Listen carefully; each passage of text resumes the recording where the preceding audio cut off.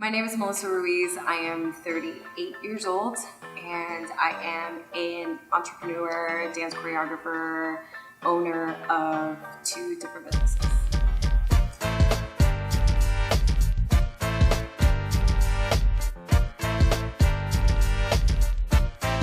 I started dancing when I was 4 years old. I was introduced to it because my sister danced.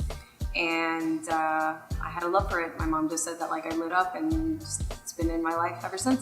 I started with ballet. I did ballet all my life and then went on to jazz. I was more of a jazz dancer more than anything, and did modern. I never tapped, unfortunately.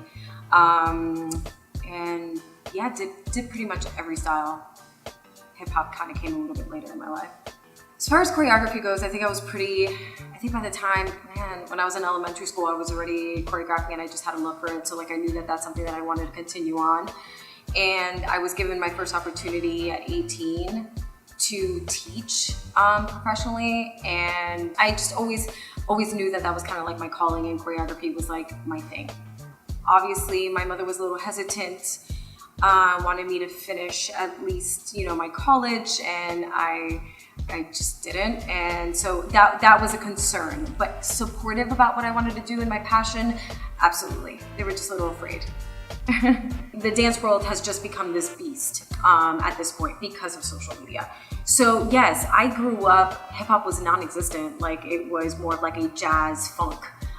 Janet Jackson, and then the street dances, that you had with MC Hammer, or again, I'm old. So, MTV was my guide to hip hop. So hip hop has always kind of been a little bit more on the underground scene. As years have evolved with these TV shows, that has given hip hop a lot more exposure. So now hip hop's huge. And even still, in the competition world, it's still it depends on what kind of competition you go to. It is not as dominant as a contemporary. But that's in the studio world, that's in the dance studio world, because outside of that, the crews and the world of dance and all these different competitions that are going on with hip hop are huge. I started teaching when I was 18 and continued on until I started teaching in the competition studio world. I did that for 20 years. And grew my own dance, my hip hop program here in Orlando for 13 years. So like I said, I have a 20-year career in the competition scene, setting choreography pieces, training a whole generation of dancers. I would say about 4 years ago, I was already starting to recognize that I needed to do something else. And there was a lot of things within me that I wanted to fulfill for myself. And raising a whole generation of dancers. I started some of these kids at 7 years old, and I wanted those kids that I started with at 7 to graduate. And I felt like that was a good time for me to move on to the next thing, because I was holding back on what I wanted for myself, this being one. When I was younger, I always thought about it, and then I recognized that I did not want to open up a competitive studio.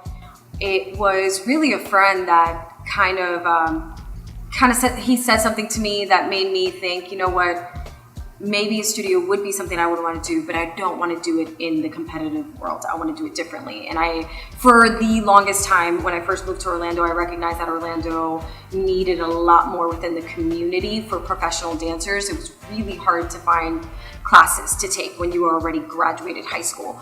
So that was always in my head. I would love to open something up that catered to the professional world, that catered to the very passionate dancer. It was either or. I was either going to open up the studio or I was going to start Underground Dance Xperience. And I decided to start Underground Dance Xperience to get a little bit of a voice and let people know what I could bring to the table within the community, for them to know who I was before opening this up. Underground Dance Xperience is an one day right now, all hip hop dance convention here in Orlando, Florida, that happens every fall.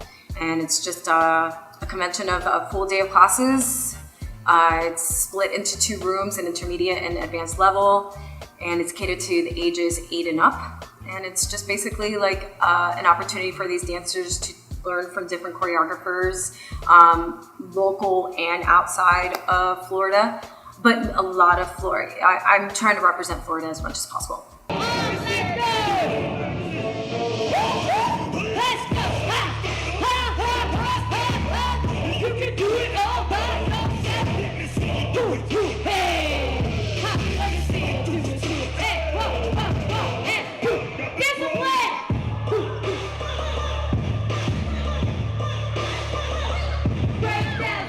As far as finding teachers, like I said, like through the years, I've just met so many people along the way with all the places that I've worked, the companies that I've worked for. So I've just been able to, through friends and through connections and just meeting people, have been able to meet people that have helped me out. I mean, it takes a tribe. So it really is something that like has been like a group effort. So, you know, I have people that I reach out to that know people, or I know people, or I've met people through along the way that I really feel are amazing educators. And I'm really, really adamant about it being all about the education. There's such a science behind trying to do one of these workshops because you're kind of a newbie in the business. So you have to do your research about other conventions that are coming through, making sure that that date doesn't conflict. And that you're doing it on a day that it might not conflict to a lot of these kids that have dance rehearsals.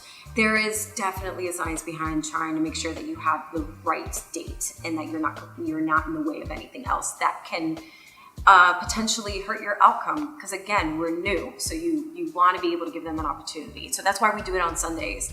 Stay away from any Saturday rehearsals. And I do it around this time because most conventions don't come in during this time. I really want to concentrate on making it something big in Orlando, make a multiple day event.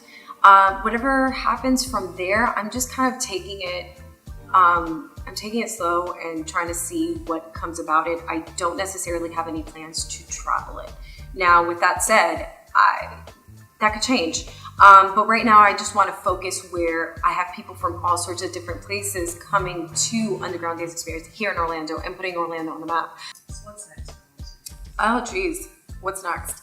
My biggest thing is trying to get more concept videos and things within my choreography put on video with professionals. I have no regrets. I've had a beautiful journey with my students, no regrets whatsoever. But now I have this opportunity with the space to be able to bring in professionals to do my choreography in that, kind of like on another level in a sense. I feel like my niche or my specialty is the ideas that I could bring to the table with my choreography. And I want to be able to maybe put together a YouTube page or some sort of portfolio with these ideas that I've had, or kind of bring back dances that I've done from the past that I've been really proud of and fulfill my soul in that sense. Yes, do I want the exposure? Would I want people to be able to see what I can do? Absolutely. But that's not really my main focus. It's something that I just want to put my work out there. I'm more on an artistry. I want to be able to not be put in a box. And when you're working for dance studios and when you're working for anybody else, you're put in a box. Like there's just certain things that you need to follow. And I don't want to be in a box. So this place is my blank canvas, and I just want to be able to make something happen within this space and put it out there for the world. Like I said, from a very young age, I knew choreography was my thing. It fills my soul in a way that I feel like it'll be taking away such a huge piece of me if it goes away. So I have no plans to ever stop choreographing. I think that that's something that I will always continue to do because you're going to continue to grow and you're going to continue to be more of like what I like to say, your genius will just kind of come out more as you get older with life experience. So I feel like I'm just getting started, honestly, that's how I feel.